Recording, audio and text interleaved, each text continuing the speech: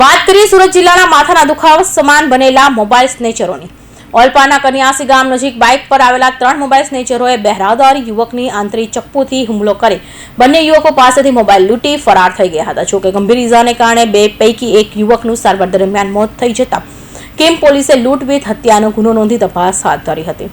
જોકે આખા લૂંટ વિથ મર્ડરના ઘટના ગંભીર હોવાથી જિલ્લા એલસીબી તપાસમાં જોડાઈ હતી અને ભારે મહેનત બાદ 3 પૈકી 2 ને ઝડપી પાડી જેલ ભેગા કરી દીધા છે। જોકે વોન્ટેડ આરોપીને પકડવા ચક્રો ગતિમાન કર્યા છે। કોણ હતા હત્યારા અને કેવી રીતે લૂંટ વિથ મર્ડરને આપ્યો અંજામ, જુઓ અમારા વિશેષ અહેવાલ। બેક ઓફ મોબાઈલ સ્નેચરો થયા 2 નકાબ। સુરત ગ્રામ્ય એલસીબી પોલીસના જાપ્તામાં ઉભેલા 2 નકાબ પોસ્ટને જોઈ લો। આ બંને પણ લૂંટ વિથ હત્યાનો અંજામ લાગ્યો છે। આ બંને રીઢા અને મોબાઈલ સ્નેચરો આખા જિલ્લાને બાનમાં લીધો હતો। આ રીઢા આરોપી મોબાઈલ સાયકલ લઈને જ નીકળે છે અને રસ્તે ચાલતા રાહદારી કે પછી અવાવડી જગ્યા પરથી પસાર થતા બાઇક સવારને બનાવતા શિકાર છે।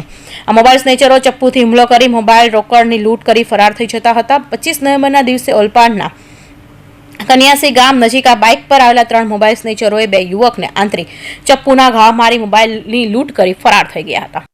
સુરત ગ્રામ્ય જિલ્લામાં કિમ પોલીસ સ્ટેશનની હદમાં કન્યાસી ગામ છે, ત્યાં ઇન્ડસ્ટ્રીયલ એરિયા આવેલો છે। આ કન્યાસી ઇન્ડસ્ટ્રીયલ એરિયામાં ગઈ તારીખ 25/11/24 રાત્રિના સમયે લગભગ 8:30 વાગ્યાના અરસામાં 2 વ્યક્તિઓ પોતાના ફેક્ટરીમાંથી કામ કરીને પોતાના ઘર તરફ જઈ રહ્યા હતા। એ વખતે એક પિહાન નામના વ્યક્તિ કે જે ઓરિસ્સાના વતની છે, એ અને એમના મિત્રને 2 મોટરસાયકલ ઉપર 3 અજાણ્યા ઈસમો આવેલા અને એ લોકોએ તાત્કાલિક નીચે ઉતરી અને ચપ્પુ બતાવીને મોબાઈલ ફોન લૂંટવાની કોશિશ કરેલી। એ પિહાને એ વ્યક્તિએ પોતે પ્રતિકાર કરેલો અને પોતાના કબજાનો મોબાઈલ ફોન નહીં આપતા એના પેટના ભાગે ચપ્પુ મારીને પિહાનનો મોબાઈલ ફોનની લૂંટ કરેલી અને એના મિત્રના મોબાઈલ ફોનની પણ લૂંટ કરેલી। આ બનાવ બાબતે કિમ પોલીસ સ્ટેશનમાં લૂંટનો ગુનો દાખલ થયેલો અને ગંભીર જે ઈજા કરવામાં આવી તે બાબતનો ગુનો કિમ પોલીસ સ્ટેશનમાં દાખલ કરવામાં આવેલો।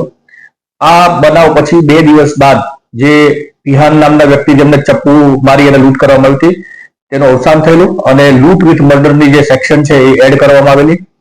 આ બાબતે ગુનાની ગંભીરતાને ધ્યાનમાં લઈ પોલીસ અધિક્ષક શ્રી હિતેશ જોશર સાહેબને સૂચનાથી એલસીબી, એસઓજી અને સ્થાનિક કિમ પોલીસ સ્ટેશન અને અન્ય પોલીસ સ્ટાફના માણસો આ ગુનાને શોધવા માટે ખૂબ ગંભીરતાથી પ્રયત્નો કરેલા।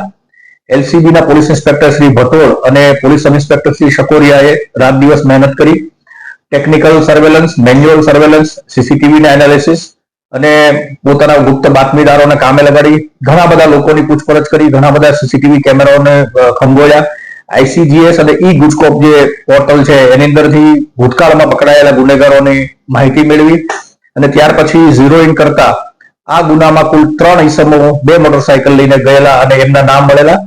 આ 3 ઈસમોના જે આરોપી છે એમના નામ છે ગોવિંદ ભજની બહેરા, જે 23 વર્ષની ઉંમરનો છે અને મૂળ ઓરિસ્સાનો વતની છે અને પીપોદરા ઇન્ડસ્ટ્રીયલ વિસ્તારમાં રહે છે। બીજો એક આરોપી છે સુબલ મુરલી ગોડા, જે પણ ઓરિસ્સાના વતની છે અને પીપોદરા ઇન્ડસ્ટ્રીયલ વિસ્તારમાં રહે છે। આ 2 આરોપીઓ છે અને ત્રીજા એક આરોપી છે સંતોષ ગોપીચંદ જાતે પવાર, આ પણ પીપોદરામાં રહે છે।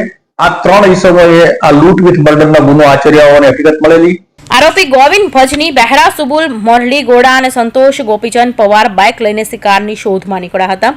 આરોપી ઓલપાડના કન્યાસી વિસ્તારમાં સિવ ઇન્ડસ્ટ્રીયલની ગેટ 2 પાસેની ફરિયાદી અને મૃતક વિનોદ પિહાને આંતરી તેમની પર ચપ્પુ લઈ લૂંટી પડ્યા હતા અને બંનેનો મોબાઈલ લૂંટી ફરાર થઈ ગયા હતા। જોકે મોબાઈલ સ્નેચરોના હુમલાના વિનોદ ગંભીર રીતે ધવાતા તેને સારવાર માટે સુરત ખસેડાયો હતો, જ્યાં તેની સારવાર દરમિયાન મોત થતા કિમ પોલીસ લૂંટ વિથ મર્ડરનો ગુનો નોંધી તપાસનો ઘમઘમાટ શરૂ કર્યો હતો।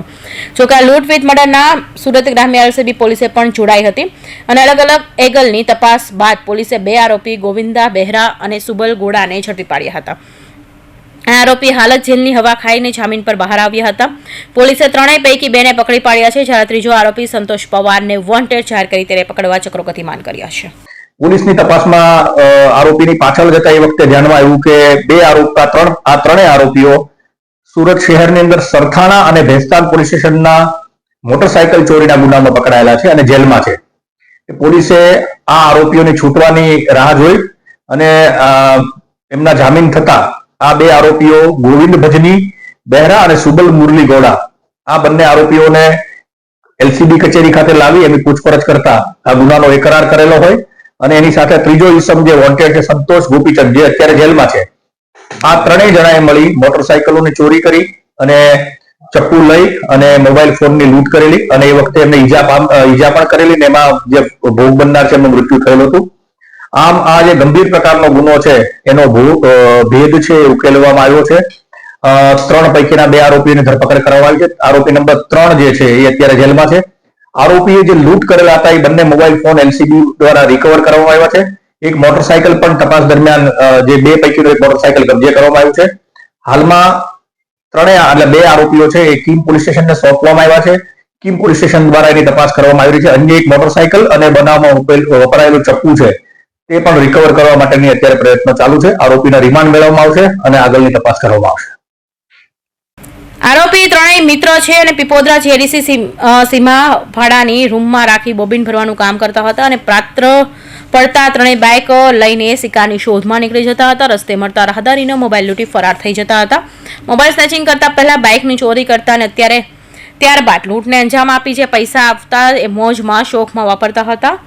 આરોપીઓએ 2 મોટરસાયકલ સુરત શહેરમાંથી ચોરી કરી હોવાનું પણ બહાર આવ્યું છે. આરોપી સામે અગાઉ સરથાણા અને ભેસ્તાન પોલીસ મથકે પણ ગુના નોંધાયા છે અને હરામખોરો પોતાના મોજ-શોખ પૂરા કરવા નિર્દોષ લોકોને મોતને ઘાટ ઉતારતા પણ ડરતા નહોતા. જો કે હાલ અત્યારે પોલીસના હાથે લાગી ગયા છે. ત્યારે પોલીસે આવા રીઢા આરોપીઓને જાહેરમાં વરઘોડો કાઢી કાયદાને મજાક સમજતા આરોપીને કાયદાની ભાષા સમજાવવી જોઈએ.